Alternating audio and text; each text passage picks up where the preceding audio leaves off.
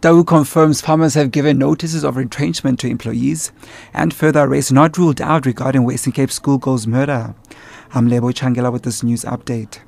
The Transvaal Agricultural Union has confirmed that farmers in Limpopo and in Mpumalanga have given notices of retrenchment to over 2,000 employees. Labour Minister Mildred Oliphant earlier this week announced the new minimum daily wage of 105 rand for farm workers, up from 69 rand. Dawood President Louis Menki says the new determination is not affordable for most farming enterprises. The first reports that we received was from Mpumalanga and Limpopo, but we've had calls from Eastern Cape, Western Cape, Free State, all over the country there, where farmers say they'll have to look at their balance sheet and the income and expenditure statements, and the only way they can make it to balance is to cut on labour, and they'll have to give notice to some of the workforce that there might be retrenchments. The farmers can't afford it. Police have not ruled out the possibility of further arrests in the gang rape and murder of a 17-year-old teen from Beddersdorp in the Overberg. Anine Boyson was found at a construction site early on Saturday morning by a security guard. She was rushed to a Cape Town hospital, but there was nothing more doctors could do for her. The teen's mother, Kolia Olifir, says just before the machines were switched off, her daughter managed to identify one of her attackers.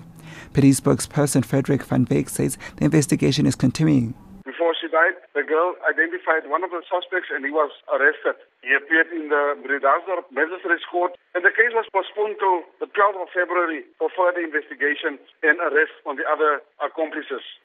The National Lotteries Board says it is investigating cases of financial irregularities against certain beneficiaries. According to the chairperson of the board, Alfred Nebutanda, this include beneficiaries who acquired funds that were never used for their intended projects, while some cannot account for the funds they've received. The board has already allocated more than 17 billion rand to charities, arts and recreation organizations, as well as heritage projects since 2000. Nebutanda says the investigations are at an advanced stage. Yes, there are cases that have been reported, and I think it might be wrong for me publicly to divulge some of the organizations that are under investigation. I think some of them are still sensitive. We don't want them to know that we are investigating them. And the Hawks are investigating fraud and corruption against the Limpopo Cooperative Governance, Human Settlement and Traditional Affairs Department.